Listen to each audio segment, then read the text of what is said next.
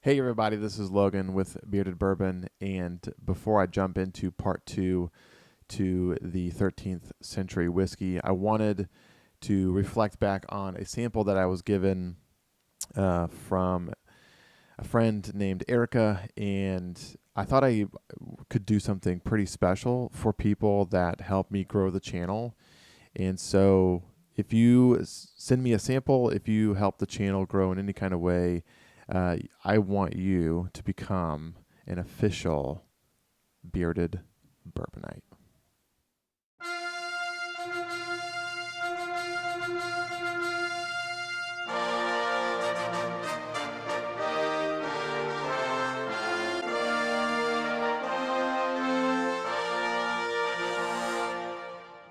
So yes, Erica, you have been knighted as an official bearded bourbonite. And just as a running total, here's a list of the people that have supported the channel so far, and I really appreciate you guys' help. And I wanted to go back. I did a review, or did a blind on one of the samples that Erica gave me, and it did not go so well. And here's a little bit of that. No way.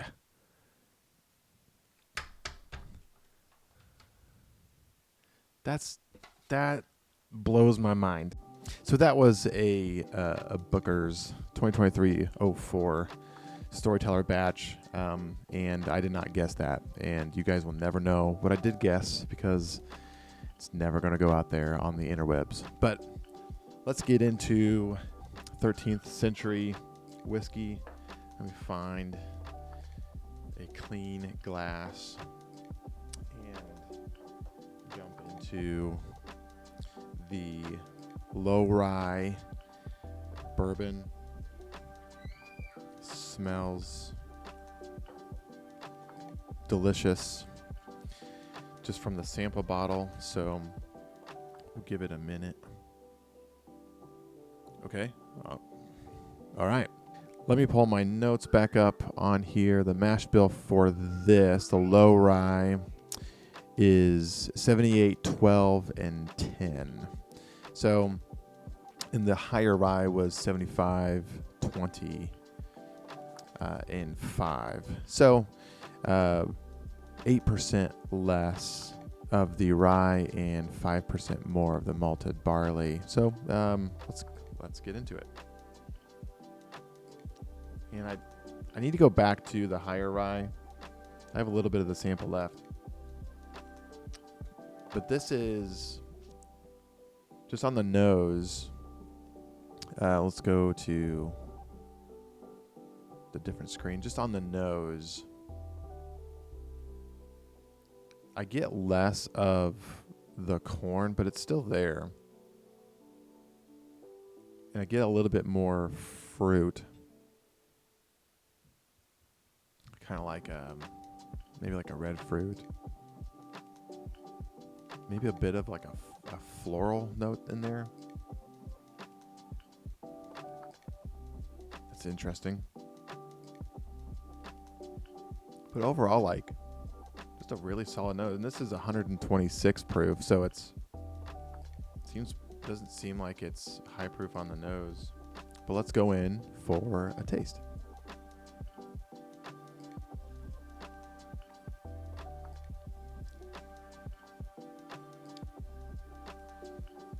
Okay, a lot of oak at the forefront of it. And that has to be just the expression of those 30-gallon barrels with the smaller barrel, like the whiskey is just touching more of the wood. And even going back to the nose, a lot of oak. So kind of like not an overpowering punch of oak, but if you like oak, it's very prominent in that first sip, and that it's kind of overtaking a bit of like those sweeter caramels and those vanillas. And again, on that initial first sip, but I still get that corn. I still get the vanilla. I still get the caramel. And again, like what I said in the first video, this, everything that you would want to have in a bourbon, like this is it. Or, just a good representative of that brand of whiskey. But I still get like a weird. That's not weird. It's pleasant, but it's just like that. I don't get floral notes typically. Maybe a little bit of like confectioner sugar, kind of like a sweet tart kind of smell.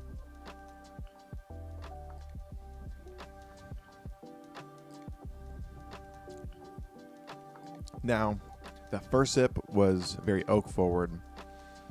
The second sip was a lot sweeter, like very sweet. So that may just be just my palate being coated and being more being more prepared for the sip. But I get a lot more of that sugar, still caramel, still vanilla. But again, like this is good. Now, from what I remember, I got a lot more corn, like caramel corn, on the higher rye bourbon. But for my palate and for my preference, I would probably go towards the lower rye, just in terms of profile and a little bit of those sweeter notes, less of the rye. But that's just, I think I said this in the last video, but like I could really smell that all day. If I had a candle that smelled like this, it would be burning. Or if I could create an essential oil to diffuse in my house all day, it would be this. So it's really good. Again, at the $90 price point with the bottle, this is like right on that line of like, this is worth it. But like if it was a little less, it would be an automatic, no questions asked. Like this is a buy every time, especially with what you're getting, just in the creativity, with the glass still in the bottle. That's just,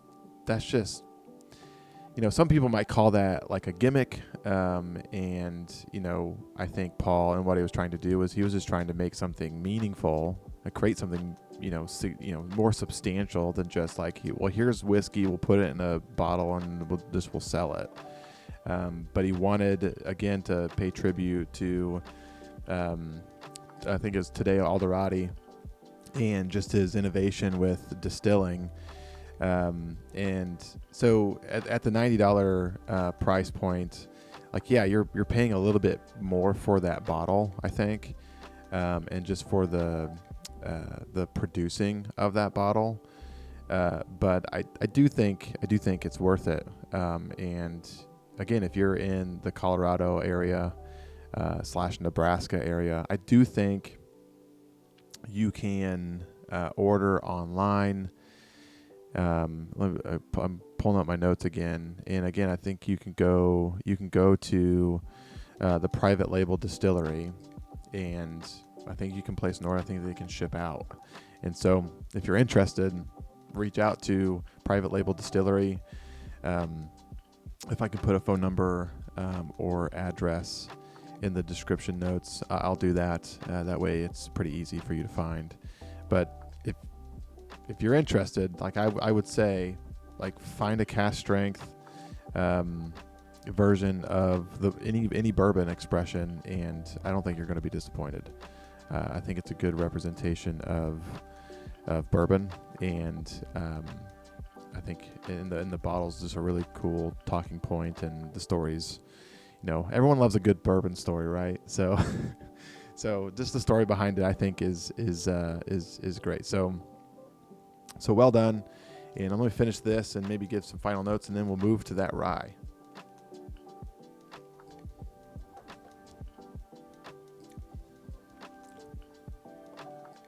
yeah, that last sip, you get a good blend of oak, you get a good blend of fruit, you get a good blend of sugar. And it's like that. It's almost kind of teetering to like a like an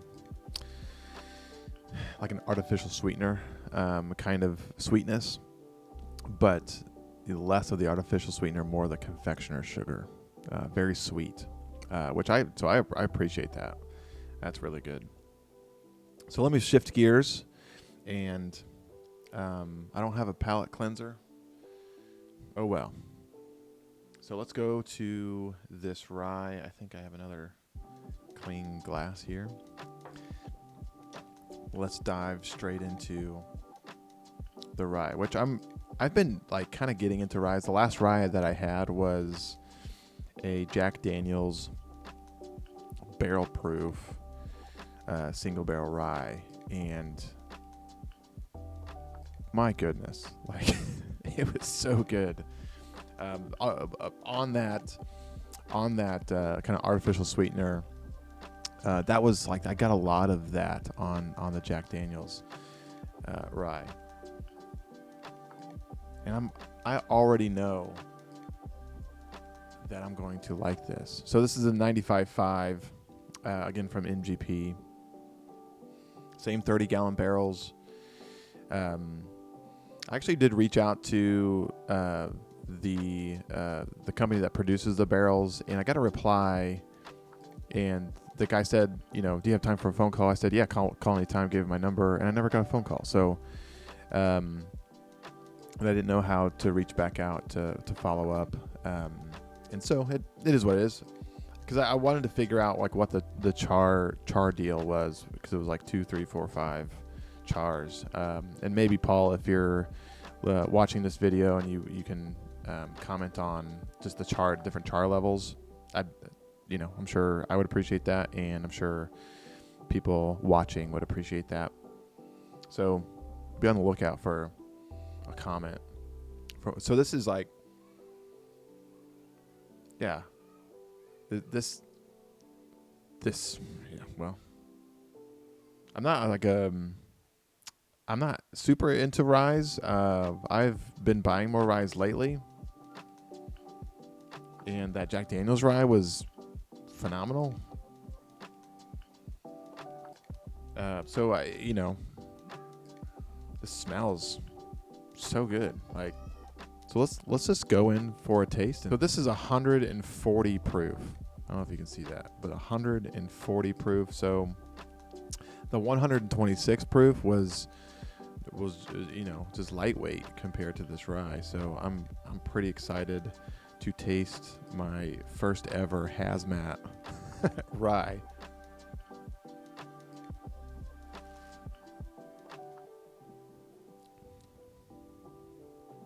Yes. So tons of rye, obviously, but it's almost like fruity.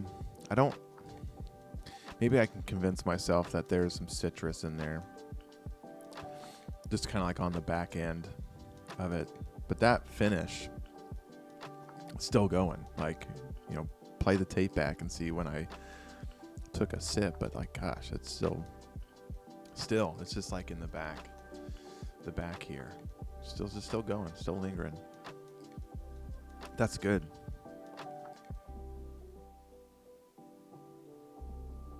Yeah, it just seems like this is, not that I know a ton about bourbon, but I definitely don't know a ton about rye.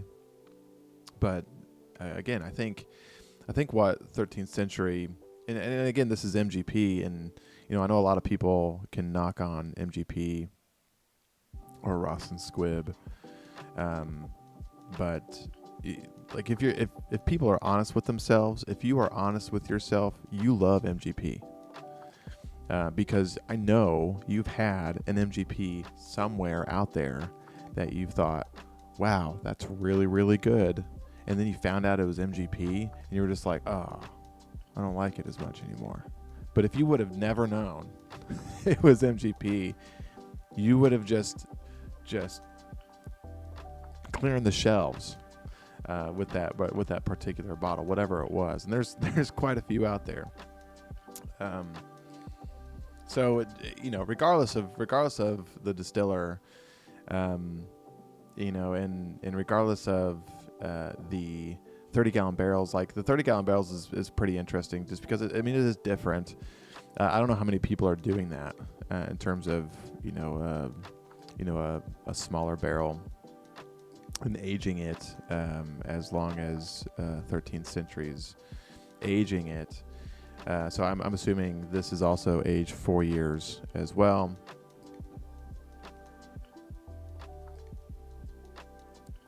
I think Paul commented on my previous video that a 30-gallon barrel will roughly double the aging. So technically, you would be getting like the equivalent of an 8-year aged spirit whiskey, kinda. So this is good. I this would be something that I would say, like, if someone gave this to me and said, does it drink at 140 proof? Like, absolutely not. Like, no way. It drinks, the finish is longer, but I would say it drinks lower proof than the 126, low rye bourbon. Like, so this is, so I know I'm not really giving a lot of notes here, but maybe a little bit of citrus. Obviously the rye spice is there. It's not overpowering. It's not like in your face. It's not this thing of it's off-putting in any kind of way. There's nothing about this where I'd say, like, oh, I don't like that note. I don't like that, I don't like how it finishes. I don't like, the mid palate. Like, there's nothing on the nose. Like, it's just good flavor. So this, again, I hate to say it, but like, this is just a good representation of the whiskey.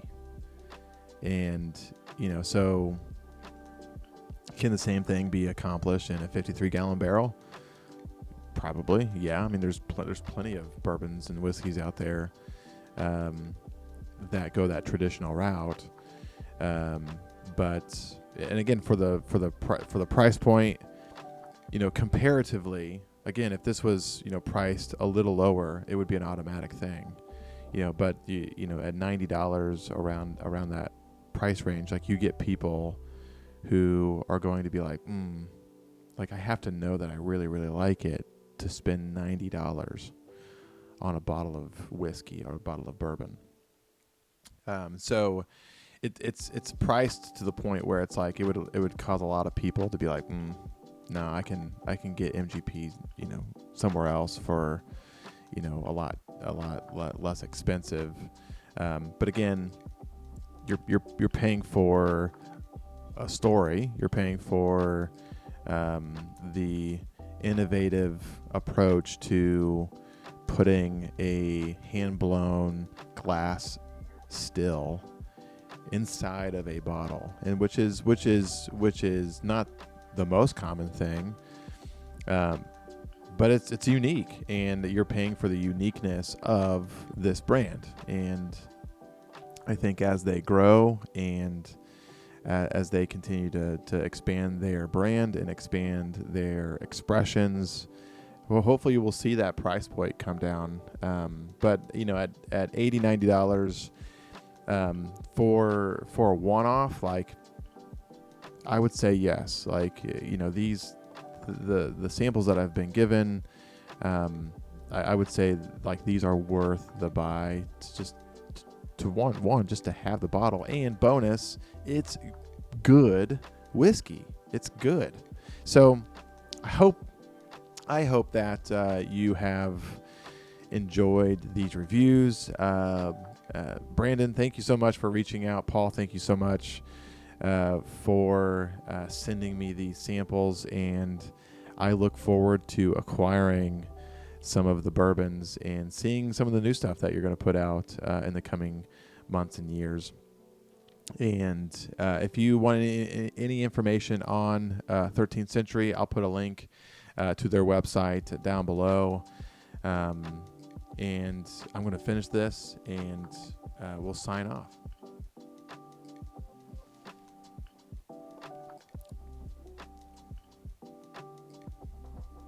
Solid. Across the board, every sample, maybe minus the single malt. Not my forte, but delicious. So good.